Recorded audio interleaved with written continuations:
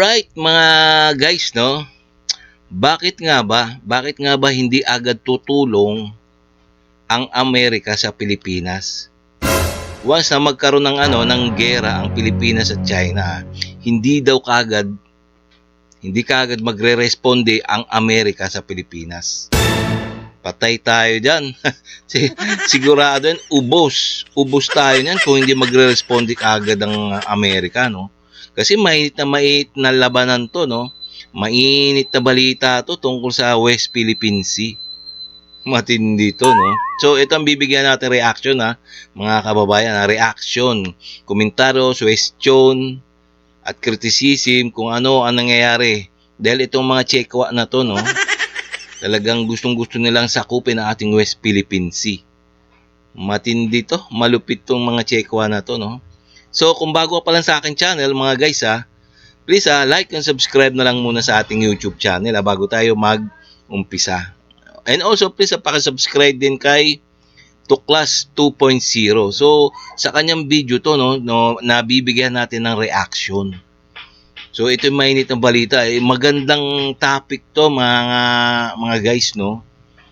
Kung bakit hindi tutulong kaagad ang Amerika pagdating ng digmaan ng Pilipinas at China. Sige, umpisa na natin, mga kababayan. Maraming Pilipino ang naniniwala na kapag umatake ang China, darating agad ang tulong ng Amerika. Pero sa totoong buhay, hindi ganun kadali. Ayon sa Mutual Defense Treaty, ang tulong ng US ay nakadepende pa kung maituturing bang armed attack ang nangyari laban sa Pilipinas. Ibig sabihin, kailangan munang ma-verify, mapag-usapan, at maaprobahan ng gobyerno ng Amerika bago sila kumilos. Hindi lang ito desisyon ng isang tao. Dadaan ito sa kanilang President, Congress, at Department of Defense. Kaya kahit may kasunduan, may political process pa rin bago magpadala ng tropa. Habang nangyayari ang mga deliberasyong ito, ang unang sasalo sa gera ay ang Armed Forces of the Philippines. Naku, delikado, nakakatakot, Hindi, nalaman natin dito, hindi kaagad pala agad-agad natutulong ang magre-responde ang Amerika. What? Talagang dadaan pa pala sa kanilang kongreso. So talagang napatagal noon, mga kababayan. Kawawa talaga ang Pilipino, no? Kasi ang ating mga armas, ewan natin kung tatagal ng baka 1 linggo lang.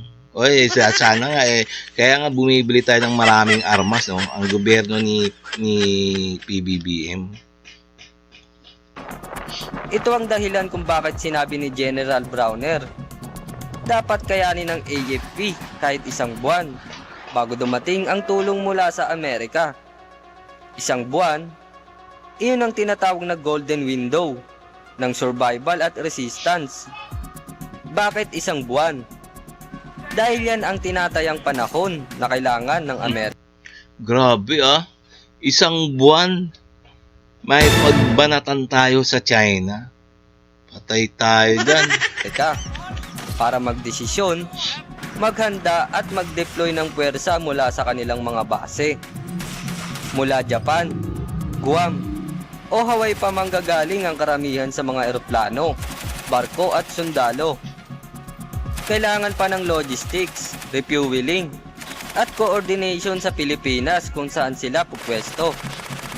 Hindi rin agad-agad magpapadala ng US troops sa lupa dahil sisiguraduhin muna nila na malinaw ang sitwasyon at hindi sila mag-e-escalate ng mas malaking gera laban sa China. Kaya sa unang mga linggo ng kaguluhan, ang Pilipinas muna ang kailangan magtagal, lumaban. Nako, nakakatakot nga talaga, mga kababayan. Tayo pa lang unang maipaggera sa Pilipinas, sa mga Chekwa, no? Nakakatakot, sigurado yan. Sigurado maraming machuchugi, pag ganyan katagal ang responde ng Amerika, no? At makatiis. Kaya ngayon, pinapabilis ng gobyerno ang AFP Modernization Program.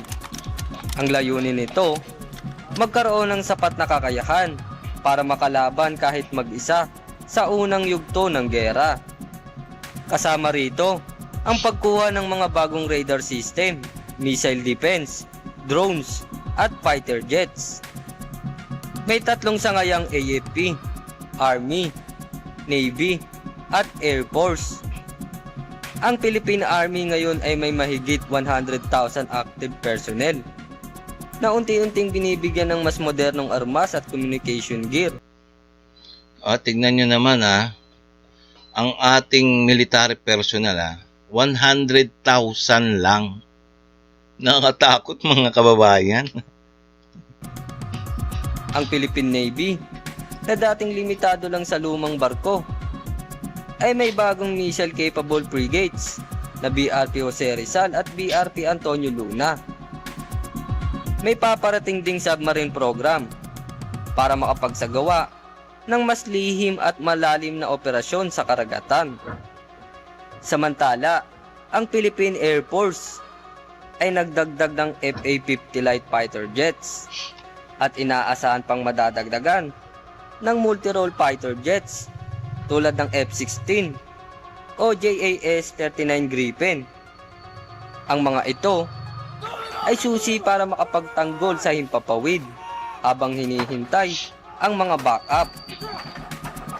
Sa dagat naman, may mga bagong coastal defense batteries na may kakayahang magpasabog ng anti-ship missile mula sa lupa. Ito ang unang linya ng depensa kung sakaling may tangkang paglusob sa mga isla sa West Philippine Sea. Dito papasok ang tinatawag na defense in-depth strategy. Patagalin ang laban, pigilan ang kalaban habang papalapit ang tulong. Nako talagang talagang tatagal ang laban, no? Dapat talaga marami tayong armas o kaya bala. Kaugnay nito, may EDCA sites o Enhanced Defense Cooperation Agreement na itinatayo sa iba't ibang bahagi ng bansa sa Palawan, Cagayan, Isabela, Zambales, at iba pa. Dito pwedeng mag-stockpile ng armas, gasolina, at supply ang mga Amerikano para mas madali silang makapag-deploy kapag nagkaroon ng crisis. Habang tumatagal ang AFP sa laban, ang Amerika naman ay magsisimula ng magmobilisa ng puwersa. Aabutin ito ng ilang araw hanggang ilang linggo. Dito rin papasok ang tulong mula sa ibang bansa. Nako, ang tagal talaga, no? Matagal talaga rumusponde, magresponde si Uncle Sam.